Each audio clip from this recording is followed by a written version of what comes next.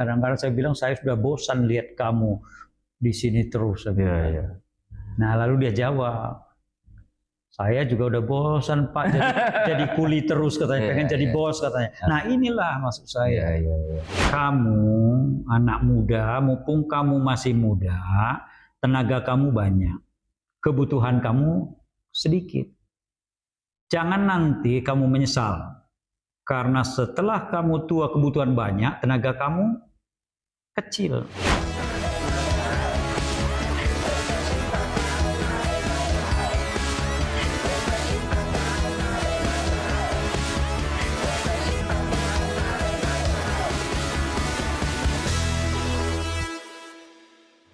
Assalamualaikum warahmatullahi wabarakatuh. Halo tipster. Hari ini kita ketemu lagi ya di program yang sudah kita tunggu-tunggu, Tips Technopreneurship Inovasi Program by Seju. Baik tipster, hari ini saya baru saja keliling sebuah pabrik yang luar biasa ya, pabrik milik teman saya ya. Kita sudah keliling tadi melihat proses. Ya, kita akan mau ngobrol hari ini di pabrik beliau. Beliau tidak lain adalah namanya John Peter. Ya, apa kabar Bang John Peter ya? Lama kita nggak ketemu. Kebetulan kami ini sama-sama dulu dari Kimia ITB. Beliau adik kelas saya setahun. Ya, kemudian setelah sekian tahun tidak ketemu, hari ini kita bisa ketemu dan ngobrol-ngobrol. Bang Peter, tadi makasih nih sudah diundang keliling-keliling ya, lihat pabrik. Kemudian dia undang juga makan siang. Ya, hari ini kita ingin ngobrol-ngobrol di depan tipster. Pak Peter bisa ceritakan nggak gimana bisa pengalamannya nih ya, bisa membuat pabrik pengolahan dari sampah. Ya, tadi kita lihat tadi ada sampah organik, ada sampah plastik menjadi barang yang berharga yang bisa menjadi kita sebut dengan barang yang bernilai yang tidak kalah dengan nilai emas yang sekarang lagi tinggi. Silakan Bang Peter.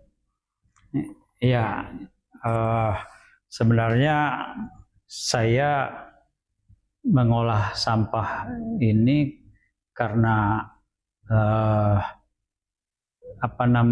kecelakaan. Oh, kecelakaan ya. Karena dari dulu inginnya jadi orang kaya. Nah, karena itu tidak ada jalan lain, harus jadi pengusaha. Oke. Kalau ingin jadi kaya. Iya. Karena itu saya dari kampung itu udah bercita-cita suatu saat saya jadi orang kaya. Nah, dulu di kampung definisi saya orang kaya itu punya banyak mobil, punya banyak rumah. Nah, punya istri satu. Karena saya bayangin nanti istri saya akan pulang ke rumah saya, anak-anak diurus bagus, harta banyak. Nah, itu yang menurut saya hidup itu nikmat lah. Gitu. Nah, untuk bisa itu saya harus sekolah. Nah, kan gitu. Sekolah. Dan saya tahu sekolah itu supaya bisa ya ke ITB lah. Gitu. Karena Soekarno dulu di situ. Nah, harus saya ke ITB, tapi cita-cita saya tetap jadi pengusaha. Oke. Walaupun saya sekolah di ITB, tetap cita-cita saya jadi pengusaha. Namun pada waktu itu, jadi pengusaha saya kan nggak punya modal. Modal tidak ada. Nah, sementara waktu itu yang paling ramai usaha itu tekstil pada zaman waktu itu. Ya, apalagi di Bandung ya? Di Bandung pada tahun 1989. Namun waktu saya lihat ada orang yang mulungin plastik-plastik kayak gitu. Lalu saya lihat, loh, mana kok dipulungin plastik? Nah, lalu saya cek, ternyata plastik itu dijual ke pabrik harganya Rp1.000 per kilo. Sementara harga gabah zaman waktu itu masih Soeharto presidennya cuma 600. Betul. Jadi lebih mahal plastik daripada gabah. Ya. Nah, disitulah saya melihat, wah, ini menarik ini secara nilai ekonomi plastik. Nah, itu yang membuat saya melirik ini sampah plastik ini. Lalu kedua, saya lagi memikirkan nih, gimana gitu kira-kira prospeknya ke depan ini plastik ini. Iya, iya. Saya melihat ini kan persoalan sampah jadi persoalan akan menjadi persoalan ke depan. Iya, iya. Nah, sementara saya harus ada di situ. Jadi saya udah pikirkan ke depannya itu. Lalu ketiga, saya lihat secara kompetitor. Karena jarang orang yang berpendidikan mau ngolah sampah. Ya. Jadi secara kompetitor pasti saya bisa menang nih. Ya, dengan orang-orang yang saya melihat rata-rata yang mengerjakan usaha sampah ini, rata-rata saya lihat ya, terutama di Jawa Barat ini udah naik haji, terus istri lebih dari 100. Jadi banyak uang yang mereka dapat. Nah, disitulah saya lihat, oh ini peluang usaha. Nah, disitulah mulai saya mulailah pasar di Geger Kalong Tengah. Setiap hari jam 4 mereka bersih-bersih pasar. Nah, saya lihat nilainya itu ada buang plastik, buang ini. Nah, situlah saya kumpulin. Tahun berapa tuh, Bang? 89. 1989 mulainya ya. Ambil kuliah. Ya. Kumpulin di belakangnya kuburan. Ternyata betul. Mulung jual oh ternyata benar nilai plastik itu sudah mahal. Laku dijual. Iya. Namun kan walaupun mulung itu enak, dapat uang, tapi kan saya ingin jadi pengusaha tadi tuh, pengusaha yang kaya. Makanya saya tidak mau mulung terus, lalu suruh orang lain mulung, saya jadi bandar pemulung.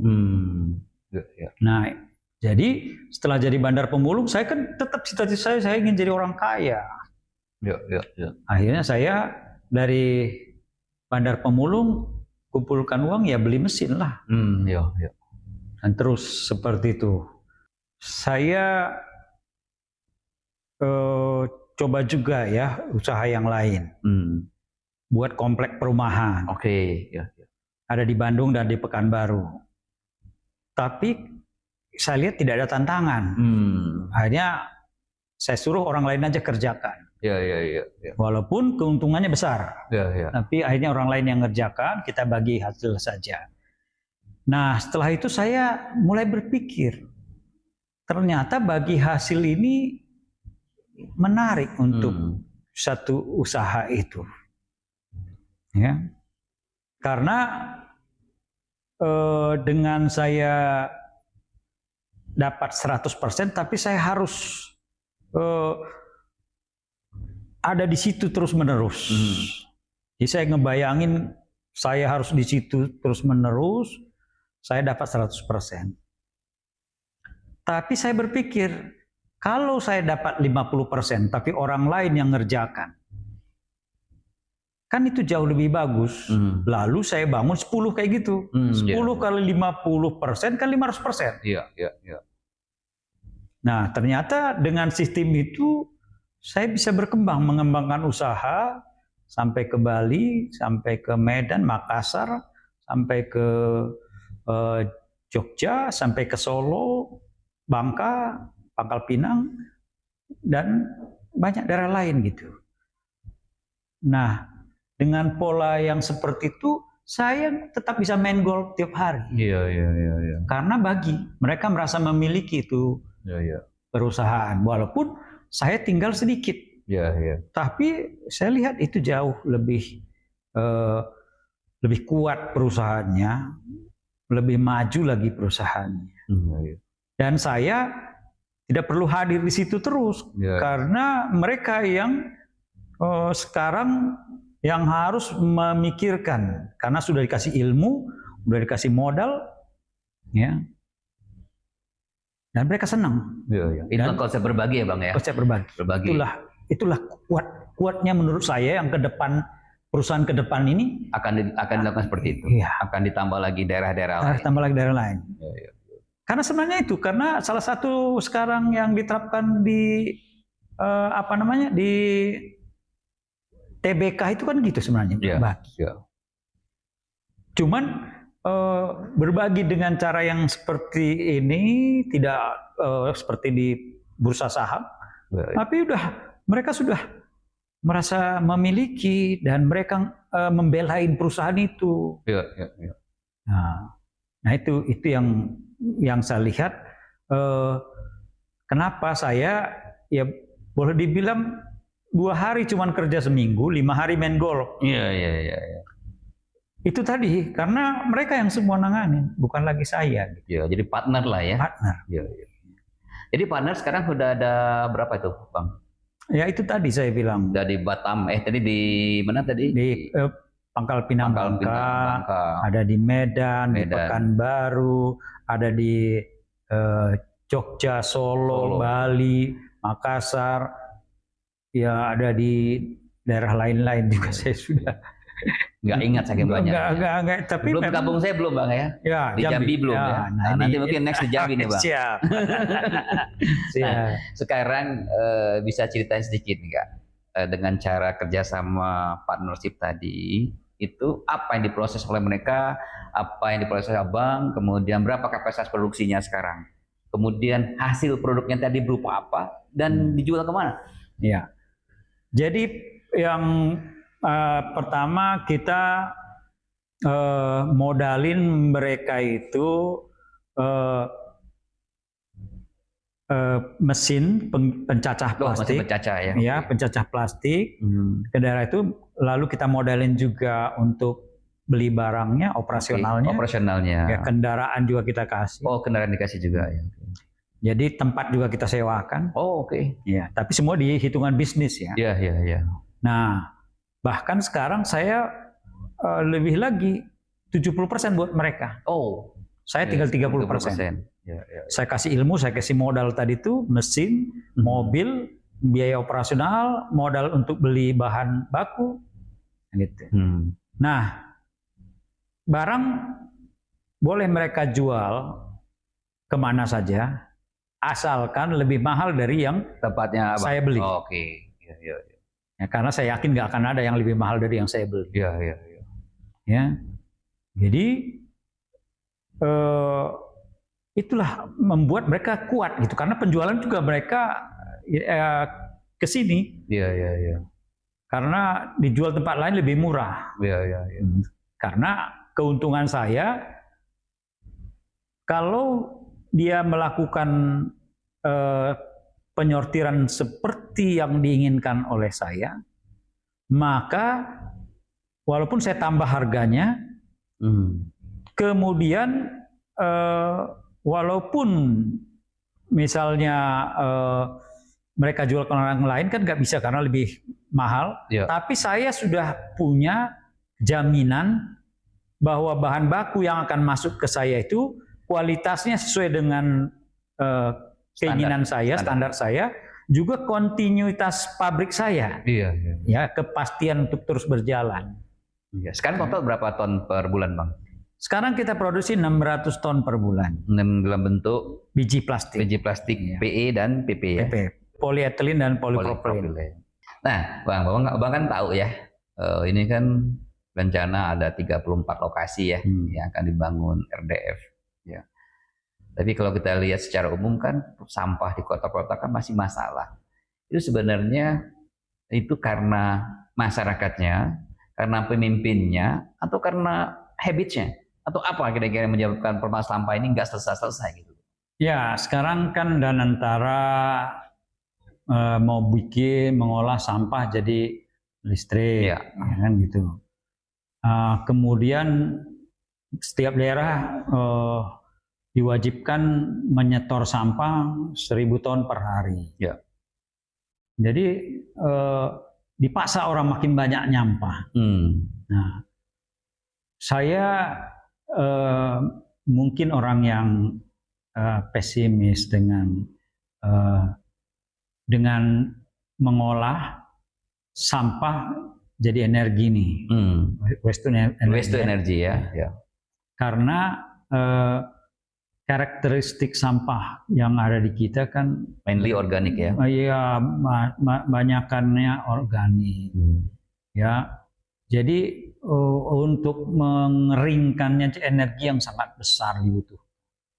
Apalagi kemudian dibakar lagi pun dia tidak menghasilkan energi yang ini. Nah, lalu listrik yang dihasilkan pun berapa gitu. Dan memang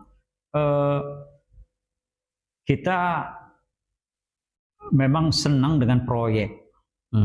Inilah nanti ganti lagi pejabat, ganti lagi nanti ini. Ya. Karena memang semua itu bicara soal proyek. Proyek ya. Berbeda halnya kalau di luar negeri sana, misalnya di Singapura, dia beli listriknya mahal karena nggak ada alternatif lain. Ya. Dia beli listrik gitu. Kalau di Indonesia kan masih banyak alternatif lain. Ya. Tenaga angin pun bisa, tenaga surya bisa, tenaga batu bara, tenaga apapun masih banyak sekali yang lain. Jadi kita paksakan dengan harusnya nanti biaya listrik sangat tinggi. Ya makanya saya nggak tahu apakah itu tepat pada saat ini. Ya, karena misalnya lah ya kita lagi di Jogja ini, mereka bisa menyediakan kota Jogja 400, Bantul sama itu juga 400. Jadi sekitar 800. Bagaimana dengan permintaan 1000 ton? Nah, ini kan biaya lagi, harus memenuhi 1000 ton sampah supaya bisa berjalan. Ini kan supaya disuruh kita nyampah gitu. Ya. Nah, inilah saya nggak tahu, tapi saya ikutin ini ya proyek yang saya tidak tahu. Apakah belum ada bukti yang berjalan, termasuk yang dulu banyak yang sudah dilakukan dibikin listrik itu sampai sekarang, seperti waktu wali kota Solo itu juga nggak jalan, waktu Gibran sampai sekarang juga nggak jalan. Ada di Palembang juga katanya belum jalan juga. Ya. Jadi saya nggak tahu. Ya. Nah jadi Bang, kalau gitu, kalau dari Abang solusinya gimana dong? Kalau tadi kalau kita bilang waste to energy dengan proyek tadi itu yang bermasalah, ini sekarang kan kita perlu menyelesaikan masalah nih. Dari Abang apa usulannya?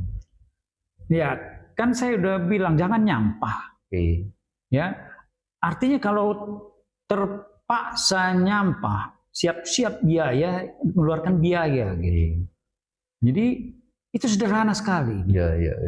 Ya, dulu dosen saya waktu saya sebelum ITB kuliah di Unpad Peternakan. Oh, dulu peternakan ya. Saya dikasih tahu seperti ini dosen saya itu. Cara memberantas tikus gampang sekali katanya. Ya dulu sempat dipraktekkan. Kasih aja 1 ekor tikus harganya Rp10. Ya waktu itu saya tahu, waktu saya masih SD di kampung dulu kita cari ekor tikus saja. Iya. Jadi memburu tikus kerjaan kita setiap pulang sekolah. Iya. Jadi harimau yang begitu ganas pun, ya kalau belangnya itu mahal, habis itu. Iya. Ya, tambang yang begitu di tengah laut pun minyak itu digali itu kalau nilai ekonominya. Iya. Jadi masalahnya apa? Nilai ekonominya dibuat dong. Tentu sampah ini orang ngolah, berlomba-lomba orang ngolah. Iya. Jangan, ini kan udah ada pemulung. Kalau dikasih lagi ini untuk ngolah organik jadi pupuk, semua kan orang lakukan. Jadi kesederhananya buat nilai ekonomi. Orang kamu kok yang bikin sampah. Iya. Ini buang sampah mahal dong. Iya. Nah, nilai ekonomi jadi membuka lapangan kerja banyak. Iya. Nah, sekarang tadi saya bilang kan itu maggot berapa banyak dihasilkan. Iya. Nggak berhasil karena bingung maggotnya kemana. Iya. Ya karena jumlahnya sedikit. Coba kalau banyak, pasti pabriknya sudah ada. Iya. Tepung maggot.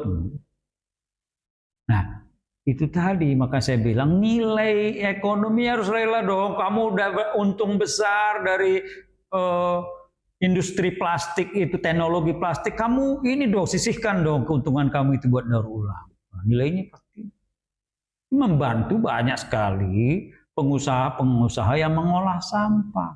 Nanti berlomba-lomba lagi orang ngolah sampah dan membuka lapangan kerja kan gitu. Iya. Kenapa harus proyek gitu? Waste to energy. Jadi langsung aja yang ditangani mereka itu. Padahal kalau ada, ya misal contoh lah sederhana, maggot susah, orang semua mau bikin maggot, nah bikinlah penampungan maggot, dan antara itu nampung maggot, kan tahu itu maggot itu bisa proteinnya tinggi. Belum bahwa orang nanti pelihara ngolah sampah jadi maggot. Ya. Atau misalnya kompos, bikinlah wajib bagi pertanian itu, Menteri Pertanian menerima kompos untuk taman-taman. Ya. Nilainya itu kan sederhana. Kalau itu dibuat semua berlomba-lomba, orang bikin perusahaan mengolah sampah jadi, kan bisa. Teknologinya kan semua udah tahu. Sampah jadi kompos, pupuk. Sampah dengan maggot itu jadi maggotnya dapat protein dan lemak tinggi untuk pakan ternak. Ya. Nah, kalau daur ulang, ya diwajibkanlah perusahaan itu yang membeli daur ulang supaya harga daur ulang itu semua bertanggung jawab gitu ya. Artinya jadi nilai ekonominya tinggi. Makanya sederhana saya bilang. Harimau yang gitu galak pun habis kalau dibikin nilai. Ya. Masalahnya kan gitu. Untung mereka itu buang sampah enak saja. Ya. Untung industri itu buang sampah enak saja. Nyampah aja di Indonesia ini. Makanya kalau saya sering ngomong marah-marah di seminar begitu. Ya. Karena ini masalahnya, mereka nggak mau keluar uang, ya tapi mau nyampah. Ngeri sekali Indonesia ini. Ya. Nah itu kalau yang saya lihat, makanya sejak ya 1989 kayak gini nih, ya bikin kita ya greget aja kadang-kadang. Ya sampah itu makin banyak karena tadi itu. Ya, tapi kalau ada nilainya dibuat pasti habis itu semua. Iya.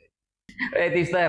Nah, sekarang kita akan tanyakan sama abang kita nih, Bang Peter ini gimana rahasianya bisa sustain menjadi technopreneur ya, yang mulai dari bawah ya sampai sekarang punya cabang ada di mana-mana. Gimana, Bang? Bisa kasih tahu nggak apa rahasianya bisa menjadi pengusaha sukses? Sehingga kerja 2 hari, main golf 5 hari. Ya. Jadi awalnya itu kalau jadi pengusaha itu memang harus siap menderita. Ya. Saya jujur aja, kadang-kadang ya istri saya yang paling tahu, dia sangat menderita karena semua pengeluaran harus dicatat, harus menghemat. Makanya dulu harian Kompas memuat tentang saya, dibilang saya pengusaha aneh. Kenapa dibilang pengusaha aneh? Karena saya sudah punya perumahan, tapi nggak punya rumah. Tapi rumah ngontrak. Iya. Saya hanya berpikir begini, saya harus membuat uang itu bekerja buat saya. Nah, itu saya semua memang harus hitung-hitungan. Saya ngontrak waktu itu 5 juta per tahun. Harga rumah itu 200 juta. Jadi saya kontrak 5 tahun, kan 25 juta. Saya perbaikin 5 juta habis 30 juta. Saya bukan nggak punya uang, saya punya uang 200 juta beli. Tapi saya ngontrak 5 tahun, sisa 170 tahun lagi, 170 juta itu saya putarkan selama 5 tahun. Untuk modal ya? Untuk dia bekerja. Itu lebih efisien. Jadi kalau kita mau jadi entrepreneur langsung kita dapat hasil, kita nggak mau terus susah dulu. Nah itu mungkin kita jadi entrepreneur itu karena kita udah ketiban dari orang tua, banyak uang. Gitu. Iya. Tapi kalau kita nggak ada ya kita harus siap-siap lah menderita dulu lah. Siap. Nah itulah yang saya lakukan, dan waktu itu orang bilang juga saya sudah punya mobil truk 10, tapi mobil saya Espas, ngantar ini ke pabrik Espas. Karena saya berpikir buat apa saya mobil yang mewah ya. Tapi saya beli truk, pagi ngangkutin plastik, malam ngangkut pasir, dia bekerja terus. Iya.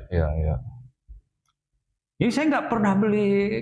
Dulu dibilang, waduh, kayak orang semua sudah bagus-bagus mobilnya pribadi, saya enggak. Iya. Jadi harus kita, saya bukan nggak ini ya, bukan nggak bisa, tapi saya lebih berpikir bikin dulu pabrik uang. Sudah jadi pabrik uang, udahlah tiap hari kamu main golf apapun nggak ada masalah, uang udah datang sendiri. Makanya saya pikir iya. Tapi kalau kita ya belum bikin pabrik uang, tapi kita sudah poya-poya, apalagi dengan ngutang sana sini. Contohlah sederhana. Ya, dulu HP saya dibilang sama anak saya, aduh bapak Nokia yang ada ininya itu lempar kucing mati itu. Padahal orang udah sekretaris saya sudah nggak pakai ini lagi. Nggak pakai antena lagi. Antena lagi. Anak saya sampai bilang, bapak malu gantilah HP-nya itu. Buat apa nak? Saya cuma telepon sama SMS saja kok. Saya bilang. Nggak ada apa ganti. Ini bagus jernih suaranya Nokia ini.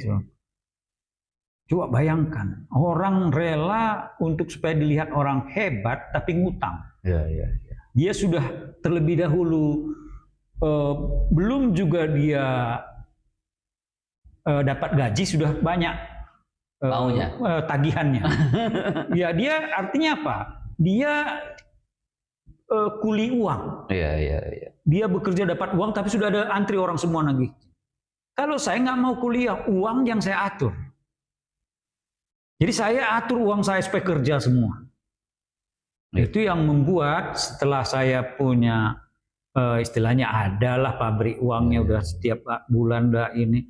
Ya apa ngapain juga kalau kita nggak nikmatin. Saya main golf 5 kali, habisin 100-200 juta kenapa? Buat apa juga kita? Kasih ke anak, nanti anak belum tentu ini juga. Bikin aja perusahaan anak, bikin usahanya. Saya bilang ke istri saya habisin uang, saya bilang nggak mau dia. Malah dia beli saham. Ya, bagus juga lah beli saham. Jadi menurut saya itu, jangan ini ya, kalau cepat-cepat ingin kalau jadi pengusaha itu, ya itulah bahayanya. Ya. Kurang matang ya, harus matang ya jadi pengusaha itu. Jadi pengusaha itu harus matang. Harus tahu, oh ini saya kayak nanam sawit. Sudah saya tanam, ya udah saya tanam nih, udah sebelum saya tanam harus saya nebas dulu. Udah saya tebas, udah saya tanam, nggak boleh saya biarkan. Keluar lagi uang. Bayangkan keluar lagi uang untuk merawatnya, memupuknya. Sampai akhirnya istilah orang nanam sawit itu, kamu beri makan sawit 5 tahun, kamu diberi makan 25 tahun. Kan gitu? Iya, betul. Kan nunggu, itu yang saya lihat sering pengusaha sekarang ini. Kalau bisa cepatlah kaya. Makanya korupsi pun dilakukan. Ya itu. Baik, Bang. Waduh, ini senang sekali ketemu Bang John Peter nih. Banyak sekali yang diinformasikan daging semua ya. Ya mudah-mudahan ini bisa menjadi motivasi untuk tipster ya yang sudah menonton gitu ya. Nah sebelum kita tutup, Bang. Apa rencana Abang ke depan nih setelah sekian tahun jadi pengusaha? Pasti ada cita-cita yang mesti akan dilakukan lagi. Apa kira-kira rencana yang akan dilakukan lagi? Saya selalu katakan saya belum sukses. Kalau ya saya tidak ada, usaha ini juga tidak ada. Saya selalu katakan Soekarno itu dibilang sukses sebagai proklamator Indonesia karena Indonesia masih ada, walaupun dia sudah tidak ada. Jadi saya itulah yang saya harapkan. Walaupun nanti saya tidak ada, nilai-nilai tadi berbagi tadi itu masih tetap eksis. Itu orang terus dan perusahaan itu kuat. Tidak bukannya 1-2 keturunan sudah selesai. Karena itu nilainya kan mereka milik bersama gitu. Nah itu yang saya harapkan. Jadi saya belum bilang saya sukses kalau saya nanti sudah nggak ada, perusahaannya juga jadi nggak ada, berantakan. Oleh karena itu saya mulai dari sekarang, saya sering nggak ada, ya, 5 hari main golf, 2 hari cuma di perusahaan, karena saya ingin ke depan ini perusahaan semua jalan tanpa ada saya. Nah inilah yang dengan cara bagaimana? Ya tidak ada cara lain. Mereka harus merasa perusahaan ini milik mereka. Mereka yang bela. Nah terakhir Bang, sebelum kita tutup nih, masukan, saran untuk anak muda, untuk pemerintah, untuk seluruh masyarakat Indonesia terkait dengan masalah sampah, ya, dan kemudian juga masalah kita bicara dua nih, masalah entrepreneurship dan masalah persampahan. Banyak sekali ya. Dua itu aja.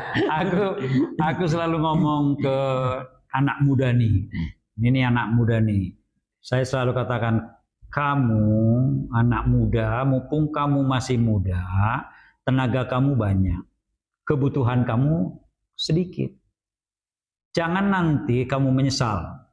Karena setelah kamu tua kebutuhan banyak, tenaga kamu kecil. Jadi untuk anak muda sadarlah, mumpung masih muda, ya sadarlah, inilah saatnya, disinilah penentuan. Kalau kamu mau anak muda jadi main-main, jadi senang-senang, happy-happy, ingat, saatnya nanti kamu tua, kebutuhan kamu besar, tenaga kamu nggak ada, itu paling bahaya. Makanya penentuan waktu muda, memang kalau waktu muda saya boleh dikatakan memang kelihatannya mungkin banyak orang tidak bahagia dibilangnya, tapi saya lebih bahagia menurut saya karena saya merasakan. Ya, karena begitu saya sudah umur seperti sekarang, ya saya sudah nggak perlu lagi saya ya tenaga atau apa udah nggak perlu lagi, udah semua udah siap, sudah settle, udah disiapkan. Iya. Jadi itu yang menurut saya nasihat saya untuk orang-orang muda dimanapun. Untuk masyarakat Indonesia kaitan dengan persampahan. Sampah ini ya itu karena ada manusia. Manusia terus bertanggung jawab atas sampah ini. Kita nggak bisa. Kita harus bertanggung jawab. Termasuk misalnya sederhana sekali. Minimal ya yang paling susah kami ngolah sampah ini adalah ketika sampah ini ya dicampur. Tapi ketika sampah ini dipisah, organik, anorganik, itu udah sangat membantu dalam mengolah sampah. Jadi itu aja pun sebenarnya kalau masyarakat kita bukan dihimbau, saya dulu udah pernah sampaikan untuk RW saja, kalau misalnya dari RW rumah itu disuruh dipisah, udah nggak usah dia bayar iuran sampah. Udah untung sekali tuh pengolahan sampah. Tapi kalau dia campur, seperti misalnya plastik aja lah, misalnya seperti gini plastik. Saya beli dari TPA Rp500. Tapi kalau saya beli di rumah, itu bisa Rp2.500. Karena kalau udah di TPA, biaya washingnya tinggi, terus sudah itu kualitasnya juga udah nggak bagus. Nah, tapi kalau dipisah dari rumah itu kualitasnya masih bagus, washingnya nggak capek. Jadi itu tadi kalau masyarakat bekerja sama semua, ya makanya saya bilang ya kalau nggak mau dia pisah, tinggal gampang, asal bersama-sama. Jangan diangkut sampahnya. Kalau dia dipisah, udah gratiskan aja lah, nggak usah bayar. Nah, itu supaya gampang sekali. Ada nilai tadi pengolahan sampah. Itu untuk masyarakat. Itu apalagi tadi? Cukup saya pikir Bang, karena waktu kita juga terbatas gitu ya. Makasih Bang Peter sudah menyiapkan waktu untuk kita diskusi, sharing. Mudah-mudahan Bang Peter tetap sehat, semangat ya. Kemudian juga usahanya tetap sukses. Kemudian tadi yang disampaikan apa yang tinggalkan bisa sustain ya. Walaupun nanti suatu saat kita sudah tidak ada ya. Penerusnya, masyarakat, partner ya tetap menjalankan. Baik, tipster semua ya sudah mengikuti perjalanan orang yang sudah luar biasa hari ini ya berdiskusi dengan kita. Mudah-mudahan menjadi inspirasi untuk Anda semua ya. Sampai ketemu lagi. Assalamualaikum warahmatullahi wabarakatuh.